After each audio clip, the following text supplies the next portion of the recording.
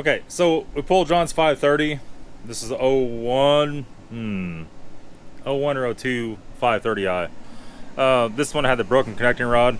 We brought it in, we spray waxed it, kind of got the paint all cleaned up, and it could stand up buffing, but I mean for right now I just want to get some protection on it. And we washed it with Rain-X car wash stuff first and then spray waxed it. So we got some pretty good protection on it. It looks pretty good right now. We might be working on something on this car. I don't want to say anything yet. Might be working somehow with him to keep this thing and fix it. It's a really nice car. It needs an engine.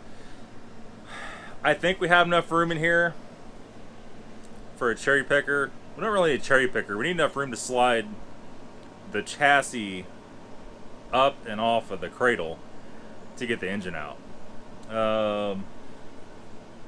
So I'm not sure. We'll see. I think we could do it. That'll be something coming up. So right now we're gonna pull this thing out. We're going to pull the E90 in, and we have the control arms here because of Amazon, right? And these were the Dorman. They're rubber bushings. It's not exactly what we wanted. I wanted to do neoprene, but you know, it just kind of is what it is. You can't always get everything you want. And yeah, so we're gonna go and pull this in here. We're gonna do that video right now.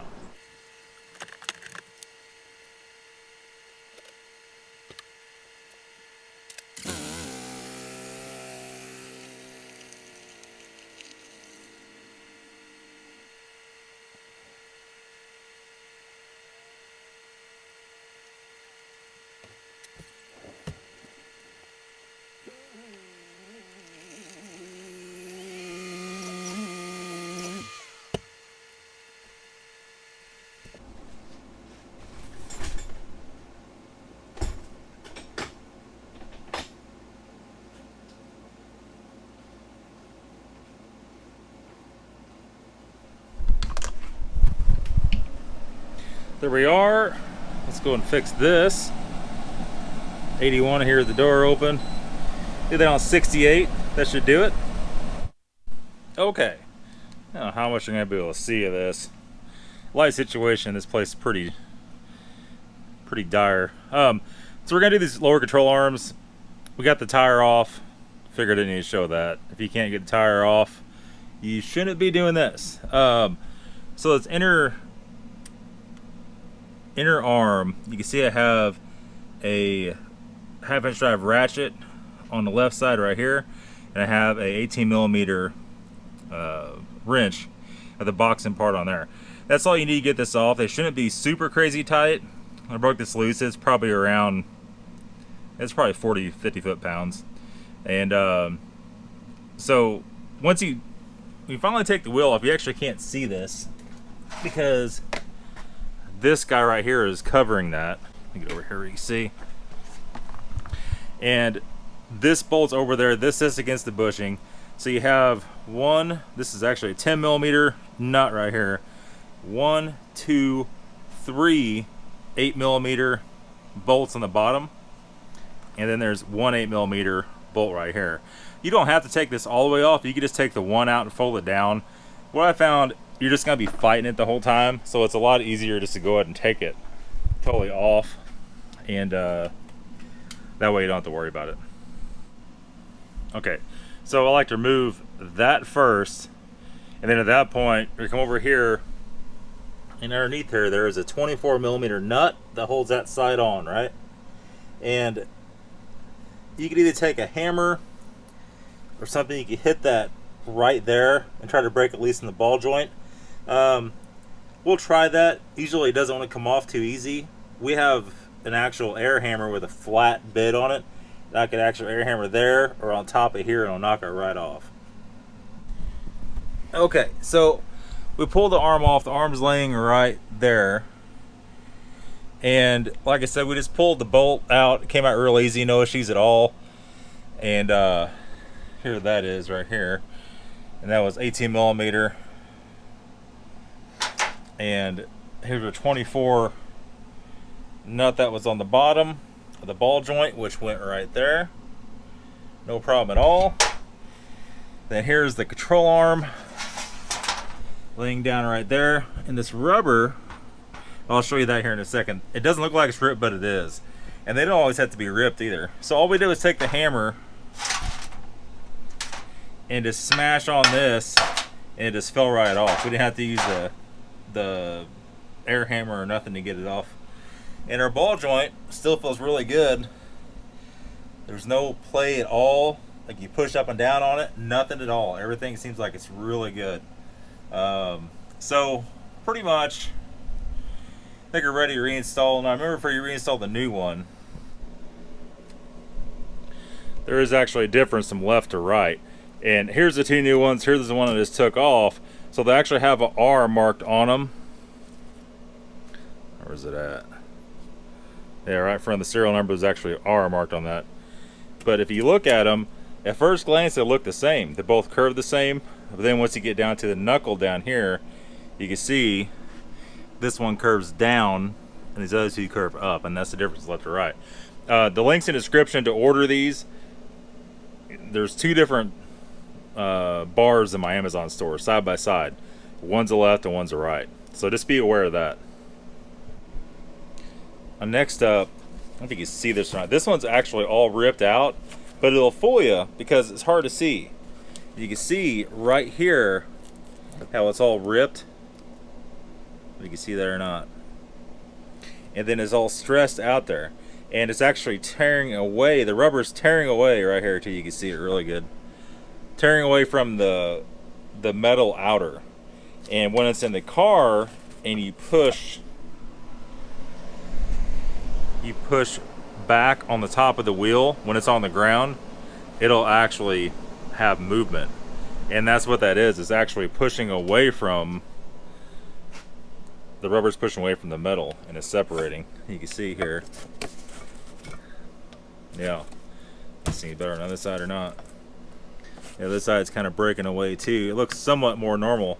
But what happens, you can see, is like a little bit rusty there where it's been hitting stuff, and it'll actually hit that that frame piece back there. Where we're at here? Going the wrong damn side. It'll actually hit back in there, and you do different stuff and it'll move around and hit, and that'll cause all kinds of weird vibrations too. Now that could have been some of our noise we were hearing off the gas. The dry shaft was a lot of it. There's still a little bit of that left, and after thinking about that, the worse these got, the worse that noise got. And you know, you don't notice it so much with these wheels on it because there's so much road noise, but with other wheels you notice it immediately. So we're gonna go ahead and finish putting this one back on. The reassembly is the same way. Basically you just put you hook it on the ball joint first, and then all close to my face and all weird. Hook it on the ball joint first. So you're gonna hook this side in first. Then you're gonna go and flip this up. You're gonna finger tighten the nut, flip this up, and put the bolt through. And then once you do that, then you can tighten this down, then tighten the bolt, and you're done. It's really not a difficult job. Now, if you take it to the shop, they're gonna gouge you hardcore on this. This is 90 bucks. What it cost me to do this. It's, I don't know what a shop would charge to do this.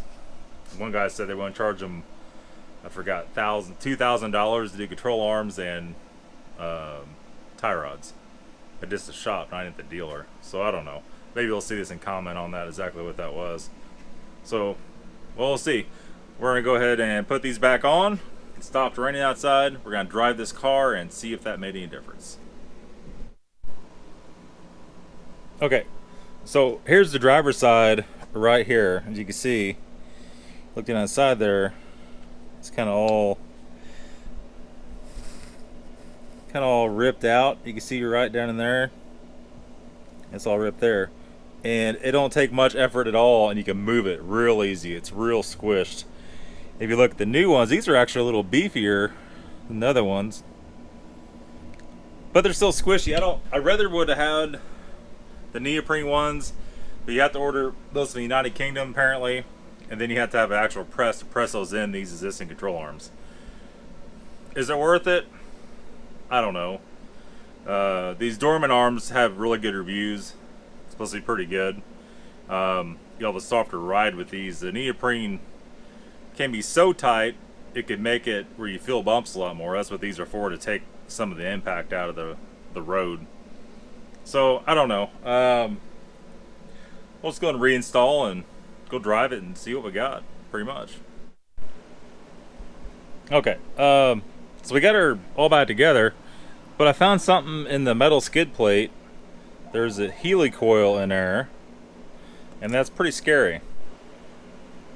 So anyway, before the phone rang, that's what, an M8. So somebody stripped something out of aluminum somewhere, I don't know. Scary. I haven't seen anything that's stripped, so yeah, I don't know. But anyway, we don't have any movement at all. Like none. Before we had like 2 inches it would go back. So I don't know. It's raining out right now. As soon as it gets done raining, we'll take her for a rip. Okay, so went and drove it. It's like dramatically better, but wheels and tires had to go. Got the factory ones back on. I just couldn't take it. It was just too much road noise, road too rough. A couple of them were slightly bent, and it just had that cheap wheel with 2 low profile tires on it. I just couldn't do it. I'm all sweaty, in case you're wondering. But I just got them all switched over. Have a buyer for the silver car. Hopefully he comes through on it. He lives right down the street from me. And on the silver car, those other wheels rode fine. It's something with this all-wheel drive E90. It has a little stiff suspension on it. It just wasn't happening. So that's pretty much it, guys. So this is all for the control arm / wheel change video. A lot of you guys won't be happy with me with changing those back, but maybe we'll find something else. But those weren't it. So thanks for watching, guys. Have a good day.